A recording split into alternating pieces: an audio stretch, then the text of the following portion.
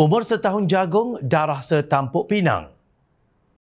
Mungkin anda masih ingat prinsip dan rekod prestasi Parti Ikatan Demokratik Malaysia Muda yang amat menggalakkan telah menarik Pakatan Harapan untuk bekerjasama dengan parti tersebut bagi menghadapi pilihan raya umum ke-15 PRU15 yang lalu. Begitupun, ahli jawatan kuasa tertinggi pusat DAP Howard Lee Chuan Hao berkata, beliau percaya PH sudah mempertimbangkan pelbagai aspek baik positif maupun negatif sebelum mengumumkan kerjasama dengan Muda ketika itu. Ketua Pemuda PH itu menyambut baik kerjasama tersebut kerana jelasnya ketika itu merupakan waktu terbaik untuk terus menyanggah musuh dan menambah kawan. Saya sudah tentu dengan ramainya kawan yang berada di barisan hadapan Muda, pucuk pimpinan Muda. Saya secara peribadi menyambut baik kerjasama dan khususnya dalam konteks politik terkini. Saya sentiasa berpegang kepada nukilan dan tulisan sastrawan negara Datuk Seri A. Samad Said yang juga ahli DAP bahawasanya kita wajar mendaki puncak yang jauh. Gelora dan taufan tidak mencalar tekad kita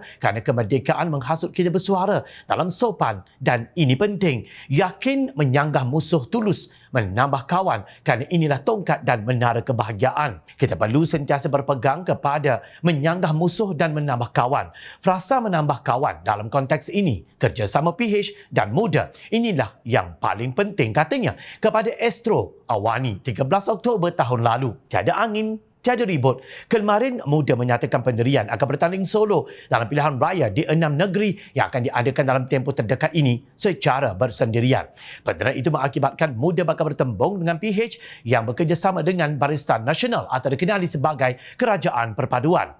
Muda yang diterajui Syed Saddiq Syed Abdul Rahman itu juga akan bergasak dengan Perikatan Nasional PN yang dianggotai PAS, Parti Peribumi Bersatu Malaysia Bersatu dan Parti Gerakan Rakyat Malaysia Gerakan. Syed Saddiq berkata keputusan partinya itu memandangkan dua blok politik sedia ada kononnya tidak mencukupi. Sebagai respon, pengerusi Pakatan Harapan PH Johor, Datuk Seri Salahuddin Ayub berkata hanya dengan ada kerjasama yang kuat akan memberikan kejayaan kepada sesebuah parti dalam pilihan raya.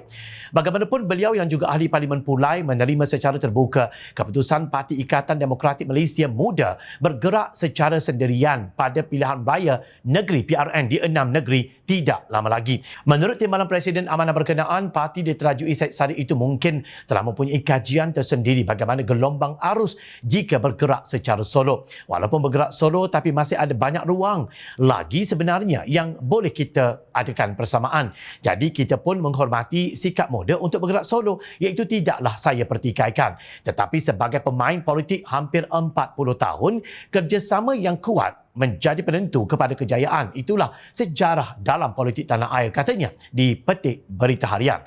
Tambahnya, rakyat dapat menilai sikap terbuka Kerajaan Madani yang dipimpin Perdana Menteri Datuk Seri Anwar Ibrahim yang memberi peruntukan tanpa mengenal ideologi di negeri pembangkang. Namun begitu, dilaporkan PKR Cabang Muar membuat ketetapan untuk memutuskan sebarang bentuk kerjasama dengan Muda di Parlimen Muar. Setiausaha PKR Cabang Muar, Esa Ali menyifatkan keputusan tersebut telah melanggar kerjasama politik kerajaan perpaduan yang berbentuk Electoral Pact di antara Muda dan PH, katanya dalam satu kenyataan.